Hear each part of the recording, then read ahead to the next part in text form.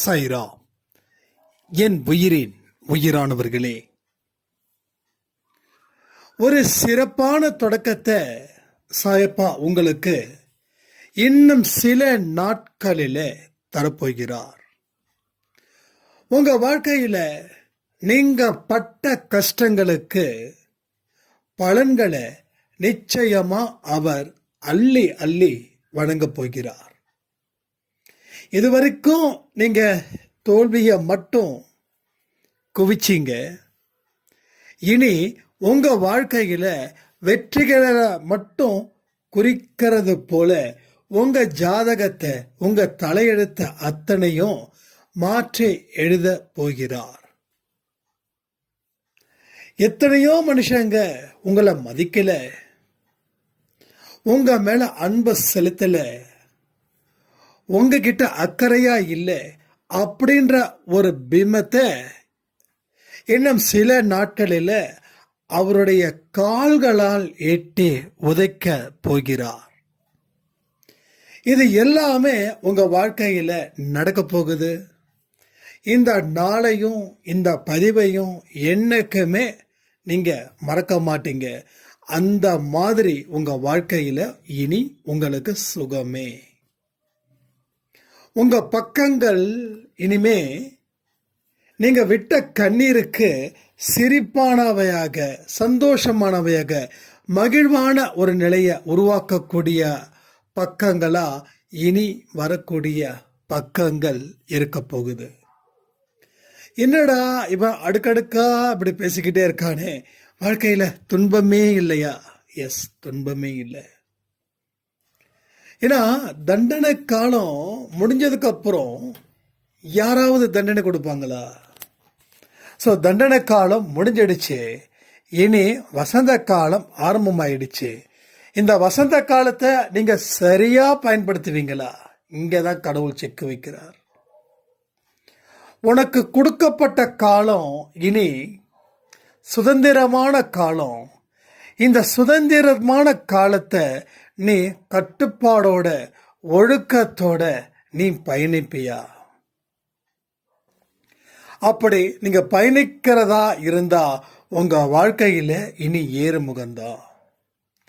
நம்ம நினைச்சதெல்லாம் நடந்துடுச்சு, இனி கவலை இல்லை. இனி என் வாழ்க்கையில சந்தோஷமா இருக்கலாம். என்னுடைய சந்தோஷம்தான் மிக முக்கியம். அது மற்றவங்களுக்கு எவ்வளவு பெரிய கஷ்டத்தை கொடுத்தாலும் அதை பற்றி கவலை இல்லை. ஏன்னா நான் சந்தோஷமா வாழலை, அதை நான் வாழ போறேன் அப்படின்னு உங்க மனசுல ஒரு இடத்துல அது இருந்துடுச்சுன்னா உங்களுக்கு நான் மேலே சொன்ன எதுவுமே நடக்காம போயிடும். நான் அடிக்கடி சொல்ற, மனிதர்கள் முகத்தை பார்க்குறாங்க, கடவுள் உள்ளத்தை பார்க்குறார். மனுஷங்க முகத்தை தான் பார்க்குறாங்க. உன்னை முகத்தை வச்சு ஏமாறுறவங்க ஜாஸ்தி. எத்தனையோ மனுஷங்க என்ன மாதிரி சிவாஜி மாதிரி ஆக்ட் பண்ணுறாங்க. சிவாஜியே கெட்டு போயிடுவார், சிவாஜியே தோத்து போயிடுவார். அதை விட பெஸ்ட்டாக ஆக்ட் பண்ணுறாங்களா? ஆக்ட் பண்ணி உங்களை ஏமாத்துறாங்களா? ஏமாற்றி அவங்கள தவிக்க விடுறாங்களா? தவிக்க விட்டவங்க சந்தோஷமாக இருக்காங்க. நீங்கள் தவிச்சுக்கிட்டு இருக்கீங்களா? ஒரு மீனை தண்ணியில் இருந்து வெளியில் போட்டால் அந்த மீன் துள்ளும், கொஞ்ச நாள்ல செத்து போயிடும். ஆனால் அந்த மீனுக்கு சாவே இல்லை, ஆனால் துள்ளிக்கிட்டே இருக்கிறது. துள்ளிட்டுக்கிட்டே இருக்கும்போது எப்போ செத்தா அந்த மீன் நிம்மதியாக இருக்கும் இல்லையா? ஆனால் சாவே வரல, ஆனால் அந்த துள்ளல் இருந்துக்கிட்டே இருக்கும். அந்த துள்ளல் கஷ்டத்தினால உயிருக்கு போராட்டத்துக்கு விளைவால் வரக்கூடிய துள்ளலை தவிர வேறு எந்த துள்ளலும் இல்லை. சரிதானே? ஸோ அப்படிதானே இங்கே எல்லாருடைய வாழ்க்கையும் இருக்குது. என்னைக்கு காலம் நம்மளை கூட்டு போகுமோ அது வரைக்கும் இந்த மரண போராட்டம் ஒவ்வொரு மனுஷனுக்கும் நடந்துக்கிட்டே இருக்குது. ஆனால் கடவுள் சொல்கிறாரு, நீ இனிமேல் மரண போராட்டம் போராட வேண்டிய அவசியம் இல்லை. வாழ்க்கைக்கு தேவையான போராட்டத்தை போராடினா போதும். அதற்கு நான் உனக்கு உதவி செய்கிறேன், அதுக்கு நான் உனக்கு எல்லா உதவிகளும் செய்கிறேன், அதற்கு நான் தயாரா நிற்கிறேன். நீ தயாரா இருக்கியான்னு கேட்கிறார். நீங்களே பதில் சொல்லிடுங்க இந்த கமெண்ட் மூலமா. ஒவ்வொரு இதுக்கும் நான் இதை கமெண்ட் பண்ணுங்க, இதை பண்ணுங்க, அதை பண்ணுங்க சொல்ல மாட்டேன். எப்பெல்லாம் உங்களுக்கு ஒரு விஷயம் உங்க உள்ள போதோ அது பதிலா நீங்க வெளிப்படுத்துங்க. நீங்களாச்சே சாயப்பாவாச்சு. இன்னைக்கு காலையில கூட கொடுத்த பதிவில் ஒரு வார்த்தைகள் நம்ம சொல்லிக்கிட்டே இருந்தோம். அந்த வார்த்தைகளை சொல்லும் போதே என் உடம்பெல்லாம் மீசில் இருக்குது அப்படின்னு ஒரு சாய்ராம் சொன்னாங்க. S, absolutely. ஸோ சரியான வழியில் ட்ராவல் பண்ணுறவங்களுக்கு இந்த மாதிரி விஷயங்கள் நடக்கும். கொஞ்சம் ட்ராவலாக மாற்றி மாற்றி பண்ணுறவங்களுக்கு புரியாது. ட்ராவலே பண்ணாதவங்களுக்கு ஒன்றுமே புரியாது. பாதியாவது புரியிறவங்களுக்கு கூட அடுத்த கட்டத்துக்கு வந்துடுவாங்க. ஆனால் ஒன்றுமே புரியாமல் என்னடா இது ஒன்றும் புரியல, ஏதோ பூஜைகளை செஞ்சுக்கிட்டு நம்ம வாழ்க்கையில் வாழ்ந்துடலான்னு பார்த்தா இந்த ஆள் என்னவோ அதை பண்ணுன்றாரு இதை பண்ணுன்றாரு ஒன்றும் புரியலையேன்னு சொல்கிறவங்க, உண்மையிலேயே சொல்கிற அந்த மாதிரி மைண்ட் செட்டில் யாராவது இருந்தீங்கன்னா நிச்சயமாக கடவுள்கிட்ட உண்மையை புரிஞ்சிக்கக்கூடிய பக்குவத்தை எனக்கு நீங்கள் கொடுங்கன்னு சொல்லுங்கள். கண்டிப்பாக அந்த பக்குவத்தை கொடுப்பாரு. அந்த பக்குவத்தை கொடுத்ததுக்கப்புறம் இந்த மாதிரி பக்குவமான ஆடியோகளை நீங்கள் கேட்கும்போது உங்கள் மனசு பக்குவப்படும், உங்கள் வாழ்க்கை செழிக்கும். பக்குவப்பட்ட மனசில் தான் வாழ்க்கையை வெற்றி பெற முடியும். பக்குவம் அடையாத எந்த ஒரு மனசும் வாழ்க்கையில் எந்த சுகத்தையும் அனுபவிக்கவே முடியாது. சில பேர் பார்த்தீங்கன்னா மனசு ரொம்ப தூய்மையாக இருப்பாங்க. இன்றைக்கி கூட நம்ம ஷார்ட்ஸில் இந்த வார்த்தையை சொல்லி நம்ம ஒரு ஷார்ட்ஸ் கொடுத்துருந்தோம். அதாவது காலையில் 12 மணி பதிவில் நம்ம சொன்னோம் இல்லையா, மனம் தூய்மையாக இருந்தால் இறைவன் குடியேறுவார் அப்படின்னு. அதை ஷார்ட்ஸில் போட்டிருந்தோம். அப்போ ஒரு சாய்ராம் சொன்னாங்க, என் மனசு சுத்தமாக தான் இருக்குது, இதற்கு மேலே நான் என்ன பண்ணுறது அப்படின்னு கேட்குறாங்க. உங்கள் மனசு தூய்மையாக தான் இருக்குது, நான் இல்லைன்னு சொல்லலை. ஆனால் மனசு பக்குவம் அடையலையே, மனசு பக்குவம் அடையலையே. அப்போ பக்குவமும் அடையணும்ல. மன தூய்மை இருக்கு, நீ நல்லவனா இருக்க, வல்லவனா இருக்க, எல்லாம் இருக்கு, ஆனால் தோத்து போறேன்னா இது இல்லை. அப்போ எப்படி ஒரு மனுஷனுக்கு 10 விரலோ அது மாதிரி எல்லா கேரக்டர்ஸும் அந்த மனுஷனுக்கு இருக்கணும், இல்லைன்னா வளர்த்துக்கணும். அதற்கு அப்புறம்தான் பக்குவமாக முடியும். ஸோ பக்குவம் இல்லாதவர்கள் வாழ்க்கையில் தோற்று போகிறாங்க. நீ உண்மையானவன் தான், நல்லவன் தான், உன் மனசு தூய்மையாக தான் இருக்குது, அதில் எந்த பிரச்சனையும் இல்லை. ஆனால் உன் மனம் பக்குவப்படலைன்னா உனக்கு வாழ்க்கையில் தோல்விதான் கிடைக்கும். ஸோ வாழ்க்கை ரசிக்கணும். என்னைக்க சொல்கிறேனே, கஷ்டம் வந்தால் பயப்பட வேண்டாம், அந்த கஷ்டத்தை பார்த்து ரசிங்க. நீங்கள் 3வது ஆளாக இருந்து உங்கள் கஷ்டத்தை பாருங்கள். இவ்வளோ பெரிய கஷ்டத்தை நான் தான் சுமக்கணுமா, அந்த மாதிரி கேள்விகள் வரும்போது பயம் வந்துடும். இது இந்த மாதிரி கஷ்டம் இவருக்கு இருக்குதான்னு உங்களையே அவரு இவருன்னு நினச்சி, அதாவது 3வது ஆளாக நினைத்து பார்த்தீங்கன்னா அந்த கஷ்டத்தை பெருசாக நீங்கள் பார்த்து பயப்பட மாட்டீங்க. அதில் இருந்து எப்படி வெளிவருவது அப்படின்னு நீங்கள் கொண்டு வருவீங்க. அதாவது எலி எவ்வளவு பெரிய வலைய வேணாலும் கிழிச்சிடும், ஆனால் தான் ஒரு வலையில் மாட்டிக்கிட்டோம் அப்படின்னு நினைக்கும் போது அது போராடாமல் பயந்து அது செத்து போகுது. இதான் கணக்கு. அதே போல் அவ்வளோ பெரிய யானை, அந்த யானை சங்கிலி போட்டு நிறுத்துறாங்க. ஏன்னா அந்த யானை தன்னால் அந்த சங்கிலியை பட்டிட்டாங்க, இதை அவிழ்க்க முடியாதுன்னு நினைக்கிறதால அந்த இடத்த விட்டு அசையலை. ஆனால் யானை எவ்வளவு பெரிய ஒரு விஷயமா இருந்தாலும் அதை உடைச்சிடும். கரெக்டா இல்லையா? ஸோ அது போலதான் மனசு. அதை விட மனசு பலமானது. ஆனால் மனசுக்கு ஒரு பலகீனமான சிந்தனைகள் வர வர அது பயமும் குழப்பமும் அதிகரிக்கிறதால அது கடவுள்கிட்ட நேரடி தொடர்புல கூட இல்லாதது போல இருக்குது. அது இருக்கிறது போல முயற்சி செய்து அதை ஒரு நேர்கோட்டில் இணைத்து நம்ம வாழ்க்கையை வாழ்ந்தோம் என்றால் வாழ்க்கையில் சரித்திரத்தை மட்டும் இல்லை, சகாப்தத்தையும் சாதனையையும் நீ படைக்கலாம், படைக்க முடியும். அவ்வளவு பெரிய விஷயங்கள் உன் வாழ்க்கையில் நடக்க போகுதுன்றத உங்க மனசுக்குள்ள நீங்க ஆழமா சொல்லுங்க. ஸோ ஆழம் போக போக தான் முத்துக்கள் கிடைக்கணுவாங்க, கடல்ல சொல்றேன். அதாவது கடலோட மேல் பரப்பு தான் அந்த அலைகள் சப்தமாக இருக்கும். ஆனால் கடலுக்கு அடியில் போகும்போது ஒரு தெளிவான ஒரு விஷயம் இருக்கும், ஒரு நல்ல அமைதி இருக்கும். நீங்கள் பார்த்துருப்பீங்க நிறைய கடலுக்கு அடியில். கூகுளில் போய் சர்ச் பண்ணி பாருங்கள், யூடியூப்பில் போய் பாருங்கள். கடலுக்கு அடியில் இருக்கக்கூடியதை போய் பாருங்கள். உங்கள் வீட்டில் யாராவது இருந்தாங்கன்னா போட்டு காட்ட சொல்லுங்கள், இல்லை நீங்களே சர்ச் பண்ணி பாருங்கள். அப்போது அதுதான் நம்ம மனசு. ஆழ் மனசில் அந்த அமைதியை எவன் ஒருவனால் ஏற்படுத்த முடியுமோ அவனே வாழ்க்கையில் சாகசங்கள் புரிவான். அது எப்படிங்க அந்த கயிற்றுல ஒருத்தவங்க மட்டும் நடக்க முடியுது? நான் ரீசெண்டாக ஒரு ஊருக்கு போயிருந்தேன். பார்த்தா ஒரு கூட்டம் ஒரு ஒரு சைடு ஓரமாக அந்த பார்த்தீங்கன்னா ஒரு ஒரு ஒரு பொண்ணு, ஒரு ஐ திங்க் ஒரு 20-22 ஏஜ் இருக்கும். அந்த பெண் ஒரு குச்சை வச்சுக்கிட்டு அந்த கயிற்றுல நடக்குது. எப்படி அந்த பொண்ணுக்கு நடக்குது? ஒரு குச்சை பிடிச்சி நடக்குது. ஆனால் என்ன அர்த்தம் தெரியுமா? அந்த குச்சியில் தான் பேலன்ஸ் இருக்குது. ஆனால் நாம் கயிற்றுல செவுத்த பிடிச்சி அந்த கயிற்றுல நடந்தாலும் கீழே விழுந்துருவோம். அப்போது அவங்க நம்புகிறாங்க, இந்த கயிற்றுல நடந்தால் நான் விழமாட்டேன், நம்புகிறாங்க. அடுத்தது பயிற்சி. கொஞ்சம் கொஞ்சமாக அந்த பயிற்சியை செய்கிறாங்க, கொஞ்சம் கொஞ்சமாக அடுத்தடுத்த இடத்துக்கு போகிறாங்க. இப்போது அவங்களால ஈஸியாக நடக்க முடியுது.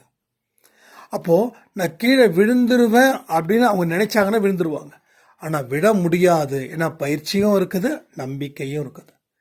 சில பேர் என்ன பண்ணுவாங்க, நம்பிக்கை இருக்கேன் நான் ஜெயிச்சிருவேன் அப்படின்னு நினச்சி விழுந்துருவாங்க. ஆனால் பயிற்சியும் வேணும். இப்போ பயிற்சி ப்ளஸ் நம்பிக்கை இது ரெண்டும் இருந்தால் நீ சாதிக்கலாம். ரெண்டில் ஒன்று இல்லை, ஒன்று இருக்குதுன்னா அந்த எது இல்லையோ அதையும் எடுத்துகிட்டு வரணும். அதுதான் இங்கே சொல்கிறேன். எல்லாமே இருக்குது, ஆனால் மனப்பக்குவம் இல்லை. மனப்பக்குவம் இல்லாததால் நீங்கள் தொடர்ந்து தோல்விகளை உருவாக்குறீங்க. தோல்வி உங்களை தேடி வரல, தேடி வர வைக்கிறீங்க. அதுவாக வரல. ரோட்டில் எத்தனையோ பேர் போகிறாங்க, எத்தனையோ பேர் போகிறாங்க. நீங்கள் யாரை கூப்பிட்றீங்களோ அவன் தான் திரும்பி பார்ப்பான், எல்லாரும் திரும்பி பார்க்கறது இல்லை. அப்போ நாம் அழைக்கிறதால அவங்க வராங்களே தவிர நீங்கள் அழைக்கலைன்னா அவங்க வரமாட்டாங்க. இது எனக்கு புரிஞ்சுக்கணும்.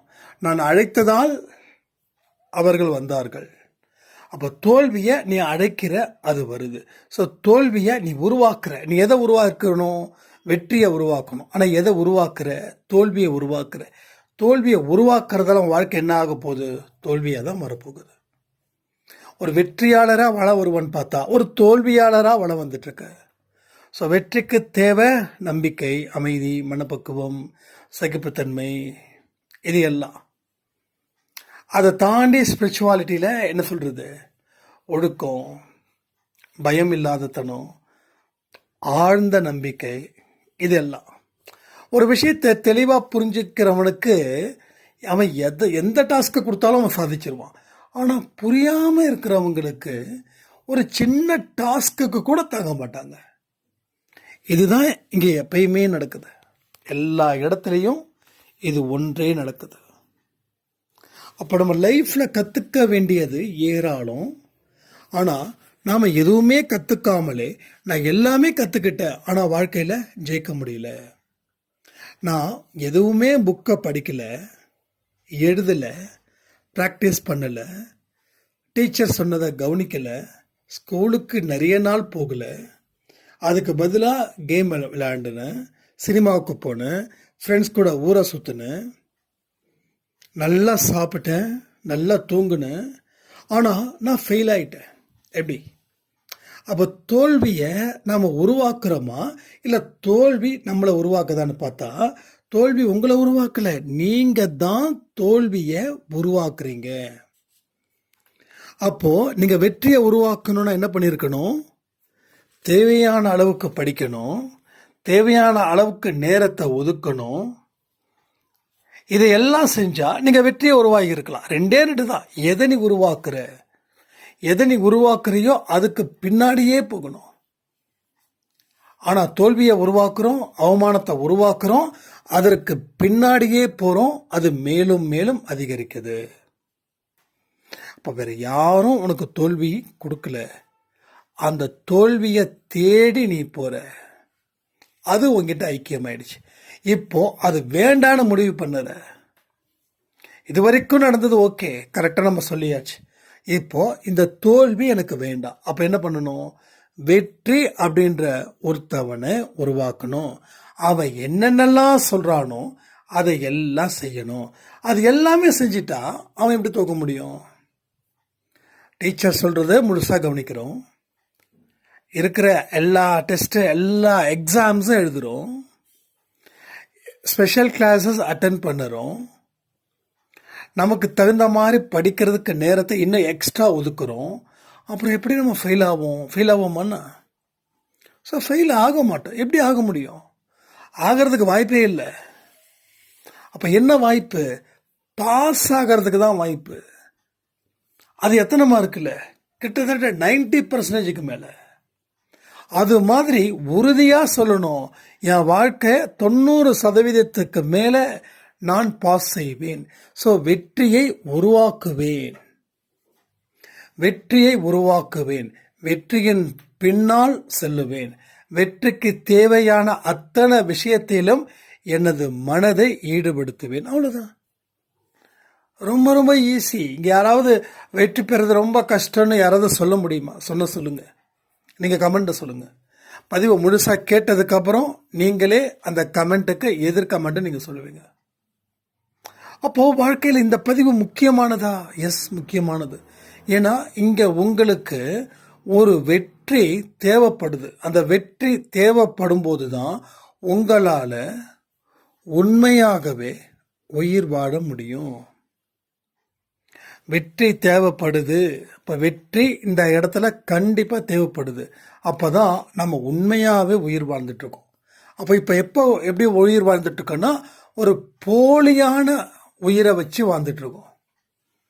அதாவது நீங்கள் வெற்றி அடைஞ்சால் உங்கள் பேச்சு, உங்கள் சுதந்திரம், உங்கள் கட்டுப்பாடு எல்லாமே வேற மாதிரி. அப்போது மதிப்பு இல்லாமல் நீங்கள் வாழ்ந்துக்கிட்டு இருக்கீங்க. மதிக்கும் இடம் தேடி உங்களால் போக முடியாது. ஏன்னா எங்கே போனாலும் உங்களுக்கு அவமானத்தை குத்திட்டாங்க. ஒரு சீல் குத்துற மாதிரி குத்திட்டாங்க. இப்படி குத்தப்பட்ட சீல் உங்களுக்கு என்ன முத்திரை கொடுக்குதுன்னா, நீ தோல்வியானவன், தோல்வியே உனது நிரந்தரம், உன்னை நாங்கள் சேர்த்துக்க விரும்பலை. இதனால் நம்ம மனசு என்ன பண்ணுது? படாத பாடுபடுது. நம்ம மனசில் அவ்வளவு கஷ்டம், அவ்வளவு வருத்தம் எல்லாம் கூடி வருது. அப்போ ஒவ்வொன்றா அகற்றணும். ஆனால் எதையுமே அகற்ற முடியல. அகற்றக்கூட முடியல. சில பேர் சொல்லுவாங்க, தீவைகளை நான் விட்டுட்டேன்னா என்னால் உயிர் வாழ முடியாதுன்னு. அது யார் அதிகமாக சொல்லுவாங்க தெரியுமா? ஜென்ஸ் என்கிட்ட பேசும்போது, நான் இன்னைக்கு தண்ணி அடிக்கலைன்னா நான் உயிர் வாழ முடியாது. என்ன காரணம் அப்படின்னா, நான் மதிப்பில்லாதவனா வாழ்ந்துக்கிட்டு இருக்கேன். என்னை நான் தண்ணி அடிக்கலைன்னா நான் பயங்கரமாக ஃபீல் பண்ணி நான் அன்றைக்கு நைட்டாகவே நான் கரைஞ்சி போயிடுவேன். அதனால தான் நான் தண்ணி அடிக்கிறேன். அப்போ பாருங்கள், தீய பழக்க வழக்கம்னு தெரிஞ்சும் அதை விட முடியாத அளவுக்கு இருக்குதுன்னா, அந்த அளவுக்கு பெரிய தோல்வியை நாம் உருவாக்கி இருக்கோம். ஒரு மிகப்பெரிய தோல்வியை நாம் 100க்கு 100 உருவாக்கியிருக்கோம். ஸோ மிகப்பெரிய தோல்வியை உருவாக்கி இருக்கோம். அப்போது இதை ஒரே நாளில் அழிக்க முடியாது, மெதுவாக தான் அழிக்க முடியும். அழிக்கணும்னு நினச்சாவே அழிச்சிடலாம். ஆனால் அதற்கும் முயற்சிகளை செய்யணும். இன்னைக்கு சொல்லலாமா, தோல்வியை எனது கையினால் அழிப்பேன், தோல்வியை எனது கையினால் அழிப்பேன், தோல்வியை எனது கையினால் அழிப்பேன். கண்டிப்பாக உங்கள் தோல்வியை நீங்கள் அழிக்கணும் அப்படின்னு நினச்சி சாயப்பா கிட்ட எனக்கு அதற்கு உண்டான பலத்தையும், அதற்கு உண்டான அறிவையும், அதற்கு உண்டான பொறுமையும் கொடுங்கன்னு கேளுங்க. கண்டிப்பாக அவர் வச்சுக்கிட்டு இல்லைன்னா சொல்லுவார், இந்த மாதிரி கேட்க மாட்டீங்களா அப்படின்னு நினச்சி தான் அவர் இயங்கிக்கிட்டு இருக்கார். அதனால் இப்போவே இந்த பதிவு முடிஞ்ச உடனே அவர்கிட்ட கேட்டுடுங்க. ரைட்டா? இந்த பதிவு முடிஞ்ச உடனே கேட்டுடுங்க. ஏன்னா இது மாதிரி கேட்டாதான் அவர் கொடுப்பார். இது மாதிரி கேட்காம வேற மாதிரி கேட்டா அவர் கொடுக்கவே மாட்டார். அதாவது ஒரு 7வது 8வது படிக்கிற பையன், அவனுக்கு சைக்கிளே இல்லை. அப்போ அவங்க வீட்டில் அவன் சைக்கிள் கேட்டா அவங்க பெற்றோர்கள் நிச்சயமா வாங்கி தருவாங்க. அதே எனக்கு ஒரு பைக் வேணும், ஒரு ஸ்போர்ட்ஸ் பைக் வேணும் அப்படின்னு கேட்டா வாங்கி தருவாங்களா பேரண்ட்ஸ்? அவங்க கோடீஸ்வரனா கூட இருக்கட்டும், வாங்கி தருவாங்களா? வாங்கி தர மாட்டாங்க. ஏன்னா உனக்கு இப்போ எது ஓட்டுறதுக்கு தகுதியோ அதை கேட்டால் வாங்கி தருவாங்க. இல்லை, எனக்கு எனக்கு ஸ்போர்ட்ஸ் பைக்கு தான் வேணும் அப்படின்னு நீங்கள் கேட்டீங்க அப்படின்னா உங்களுக்கு எதுவுமே கிடைக்காது. அதுதான் இன்னைக்கு உங்கள் நிலைமை. அப்போ ஆரோக்கியமானதை, அந்த நேரத்துக்கு தேவையானதை கேட்கணும். அந்த நேரத்துக்குன்னா உங்களுடைய நிலைமை என்னவோ அதில் இருந்து கேட்கணும். சும்மா குருட்டுத்தனமாக கேட்டக்கூடாது. குருட்டுத்தனமாக கேட்டால் என்ன ஆகும் தெரியுமா? நம்ம குருடர்களாகவே மாறிடுவோம். எப்படி சொல்லுங்க? ஒரு விஷயத்தை கேட்குறோம், அவர் கொடுக்கல, உங்கள் மனசு வெறுத்து போயிடுதா? வாழ்க்கை வாழ முடியாத அளவுக்கு தள்ளப்படுகிறீர்களா? வாழ்க்கையில் எதையுமே சிந்திச்சு பார்க்க முடியாதது போல். அப்போது குருடர்கள் தான் பார்க்க முடியாதவர்களாக இருக்காங்க. அப்போ உங்களுக்கு அந்த நிலைமை தான் இன்னைக்கு இருக்குது. ஸோ சிந்திச்சு பாருங்க, அவ்வளோ அழகாக இருக்கும். சிந்திச்சு செயல்பட்டு பாருங்க, அதில் கிடைக்கக்கூடிய விளைவுகள் தோல்வியாக இருந்தாலும் அது கூட அமிர்தமாக இணைக்கும். நீங்கள் தோத்தா கூட நீங்கள் சிரிச்சுட்டு போயிடுவீங்க. ஆமாப்பா, நான் அந்த வேலை பண்ணியிருக்க கூடாதுல்ல அப்படின்னு. ஆனால் இப்போ தோத்தா உங்கள் வாழ்க்கையே போகுதுன்னு சொல்கிறீங்க. ஆனால் ஒரு பக்குவப்பட்ட மனசுல தான் அந்த தோல்வியை கூட ஜாலியாக எடுத்துக்க முடியும். தோல்வியை ஜாலியாக எடுத்து பாருங்க, கண்டிப்பாக வெற்றி உங்களை சேரும். ஆனால் தோல்விகளை சீரியஸாக எடுத்து பாருங்க, வெற்றி உங்கள் பக்கமே வராது. தோல்வியை சீரியஸாக நினைக்கிறவன் தோல்வியை பற்றியே சிந்திக்கிறான். தோல்வியை பற்றியே சிந்திக்கிறதால அவன் தோல்வியாளனாகவே மாறி வாழ்க்கையை முடிச்சுக்கிறான். ஸோ ஸ்பிரிச்சுவல்னா என்னங்க? கான்ஃபிடென்ட். இங்கே ஸ்பிரிச்சுவல் அப்படின்னா கோயில் குளம் சுத்துறது இல்லை. மனசில் தீபத்தை ஏற்று, மனசில் கடவுளை வை, அந்த கடவுளே நீதான் என்பதை உணரும் காலம்தான் ஆன்மீகம். கடவுள் தான் நீ அப்படின்னா உலகத்தில் எந்த மனுஷனுக்கும் எந்த இடத்துலையும் நீ துரோகம் செய்ய மாட்ட. உன்னுடைய அகங்கார நிலையில இருந்து விலகி ஒரு நல்ல நிலைக்கு, தெய்வீக நிலைக்கு, ஒரு தெய்வீக சிந்தனையின் அடிப்படையில் உன்னுடைய வாழ்க்கையை நீ அமைச்சுப்ப. அவ்வளவுதான். அப்போ வாழ்க்கையில இதற்கப்புறம் வரக்கூடிய தோல்விகள் ஆனந்தமாக்கப்படும், வெற்றிகள் கடவுளுக்கு அர்ப்பணிக்கப்படும். நல்லா புரிஞ்சுக்கணும். இதற்கு பின் வரும் வாழ்க்கையில் தோல்விகள் ஆனந்தமாக்கப்படும், வெற்றிகள் சாயப்பாவோட பாதத்தில் சமர்ப்பிக்கப்படும். புரியுதா உங்களுக்கு? மறுபடியும் சொல்கிறேன். இதற்கு பிறகு வரும் தோல்விகள், அதாவது இந்த பதிவில் சொல்லக்கூடிய விஷயத்த நீங்கள் கேட்டு தெரிஞ்சு புரிஞ்சு என்னைக்கு உங்கள் மனசு இதை 100% எடுத்துக்கொண்டு அதன்படி வாழணுன்ற எண்ணத்தை உதிக்குதோ அதற்கு பிறகு வரக்கூடிய தோல்விகள் ஆனந்தமான தோல்விகளாகவும் வெற்றிகள் சாயப்பாவோட பாதத்திலும் சமர்ப்பிக்கப்படும், இல்லை காணிக்கையாக்கப்படும். இவ்வளவுதான். அப்போ வெற்றி வந்தாலும் தோல்வி வந்தாலும் உங்களை பாதிக்கிறது இல்லை. உங்களை பாதிச்சாதான் உங்களுக்கு பாதிப்பு, இல்லை பாதிப்பு இல்லை. அப்போ உங்களுக்கு எந்த பாதிப்பும் இல்லாமல் நீங்க வாழ்ந்தாதான் வாழ்க்கையில வெற்றி பெற முடியும். இது எல்லாமே சிந்திச்சு செயல்படுங்க. சிந்திக்கக்கூடிய ஆற்றலும் சிரிக்கும் ஆற்றலும் கடவுளை அடையும் ஆற்றலும் ஒரே ஒரு பிறவிக்கு தான் வழங்கப்பட்டுள்ளது. அதுதான் மனித பிறவி.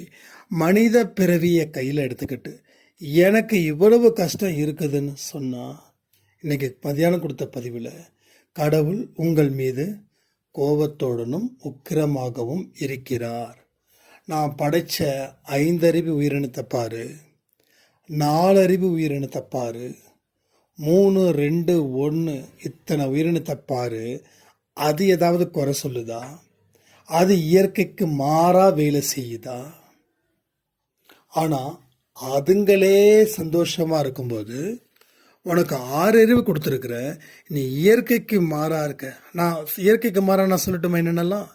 ஒரு சாதாரண விஷயந்தான். காலையில் எத்தனை மணிக்கு சாப்பிட்றோம்? மதியம் எத்தனை மணிக்கு சாப்பிட்றோம்? இரவு எத்தனை மணிக்கு சாப்பிட்றோம்? எத்தனை மணிக்கு உறங்குறோம்? எத்தனை மணிக்கு எழுந்திருக்கிறோம்? இதெல்லாம் இயற்கையின் படி நம்ம செய்கிறோமா? சூரியன் மறையும் முன்பு சாப்பிடணும். மறையிறதுக்கு கொஞ்ச நேரத்துக்கு முன்னாடி சாப்பிடணும். 8, 9 சாப்பிட்ட 1.5 மணி நேரத்தில் தூங்கணும். முடியுதா? 10:30 மணிக்கு நான்லாம் சொல்கிறேனே இயற்கைக்கு மாறாதாங்க இருக்க. 11 மணிக்கு சாப்பிட்றேங்க. நான் பெருமையாக சொல்கிறேன்னு நினைக்க வேண்டாம். என்னை நினைச்சாவே எனக்கு ரொம்ப கஷ்டமாக இருக்குது. ஏன்னா என்னோடய ஒர்க் ஷெடியூல் அது மாதிரியா இருக்குது. 10:30 மணிக்கு சாப்பிட்றேன், 11 ஆகிடுது சாப்பிட்டு முடிச்சுட்டு நான் பெட்டுக்கு போகிறதுக்கு, 12 மணி ஆகுது நான் தூங்குறதுக்கு. காலையில் கிட்டத்தட்ட 6 மணி இல்லை 6:30 மணி ஆகுது நான் எந்திரிக்க. இதுதான் என்னுடைய ஒர்க், இதுதான் என்னுடைய ஷெடியூல்ஸ். ஸோ நானும் இயற்கைக்கு மாறாக தான் இருக்கேன். இதுதான் உண்மை. ஆனால் சரி பண்ண முடியுன்ற நம்பிக்கை இருக்குது, சரியாயிடுன்ற நம்பிக்கையும் இருக்குது. ஸோ இயற்கையை மீறி நாம் செயல்படும் போது நம்ம வாழ்க்கையில் அடையக்கூடிய துன்பங்கள் அதிகம். அப்போ இது எல்லாத்தையும் சரி பண்ணுவதற்கு தான் சாயப்பா நம்மக்கிட்ட வந்திருக்காரு. நம்ம சரி செய்வோம். வாழ்க்கையில் நல்லபடியான ஒரு இடத்துல வாழ்வதற்கு முயற்சிகள் செய்வோம். வாழ்ந்து சாதிப்போன்னு சொல்லி இந்த பதிவை நான் முடிக்கிறேன். ஜெய் சாய்ராம்.